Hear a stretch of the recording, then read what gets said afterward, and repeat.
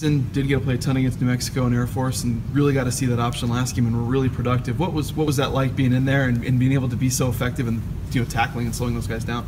Well, tackling was something that we really emphasized in spring. I believe we had a lot of missed tackles in the 2016 season. So our coaches talked about 3 phases: the tracking, squeezing the air out, getting to the ball carrier, punching the contact, and then finishing, getting them on the ground. So, when it came to New Mexico, it's all about reading your keys and having eye control. So when I was either keying the Y off or the tight end, I was able to see flows and see where the option was going. So then I was able to react fast and play fast. So when I got there, it was up to me to execute those techniques that they taught us. How big has the tackling aspect been for you guys in the terms of you have not given up very many big plays at all this season? And yeah, exactly what I was about to say. When you tackle them, most of our explosive plays last year would do the break tackles, then breaking our tackles. So now that we're able to get them from the ground and even sometimes take them back and get them from tackle for losses, that could change the momentum. Big hit, touchdown saving tackles, they all help us a lot. With the you guys have the turnover belt. Other teams have like a big bucket and there's a chain. There's all this crazy stuff. What do you think about that? I think it's something cool. I see Miami; they have a big chain that says the U. I think it's very creative. It is something that's motivating. It's something that you do want to show off. So I believe we started that in the spring too. We started doing the turnover belt. So it's something that's very fun. Something we all try to get our hands on. Is your belt one of the cooler ones out there? Because there's a lot of props now. Yeah, I think we might have to upgrade it. Might have to put like a little spinner on it and make it spin a little bit. But at the end of the day, it's all about getting those turnovers. That's all I care about. What are you seeing from Virginia's offense? They had like 600 yards in the last game. Yeah, the quarterback he went off last week against UConn. I think he had about 450 yards.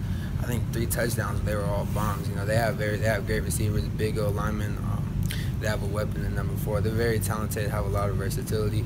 So it's just us. It's all about us executing our techniques and reading our keys and making our plays. I think this is like the first regular season ACC team to ever come in here. I know they're not, Louisville or some of the higher known teams maybe right now, but to get a Power 5 team, ACC to come in here to Boise, Friday night on ESPN2, how big of a game is this? Yeah, no, it's a big game for all of us. I mean, obviously every single game is big for us, but this is ACC team like you're talking about. It's very they're notorious. So this is one of the lifetime chance, one-shot opportunity that we get to showcase our skills and what we can do on the field. So, Friday night is something that we're all preparing for, we're all getting ready for. What do you see from their receivers? They had 3 guys over 100 in that last game, and they got, multiple guys, it looks like, that I think over 200 yards for the season, too. Yeah, they have number 14, I believe, is the big receiver, deep threat receiver. He's about 6'3", 225 pounds, very good size. Number 4, he's a little bit smaller, but he's a weapon. Sometimes they put him in the backfield, hitting the ball, throwing him out to him in the slot, try to send him deep. He's like the weapon guy. So, we have to make sure we know where number 4 is at all times, and as well as protect our deep balls. We learned yesterday you were able to share co-defensive player of the week with Leighton. Yeah. A, how rare is that you guys share the award? And B, what's it mean to you to get that? It means a lot to me. It means something like that. That was a big part of my team's winning to be able to contribute like that. But I don't believe I've ever seen that happen. So to have something like that and to share it with somebody like Leighton, and all the hard work I've seen him put in since spring, well, really since I got here as a freshman to spring till now, it's a big honor just to be up there standing next to that guy. People kind of talk about after 3 games, you kind of have a pretty good idea maybe of what a team's going to be or what a group's going to be. I mean, the defense is kind of proven after 3 games, that you guys are, up to the task, I guess. So how nice through 3 games has it been to see what you guys as a group have done?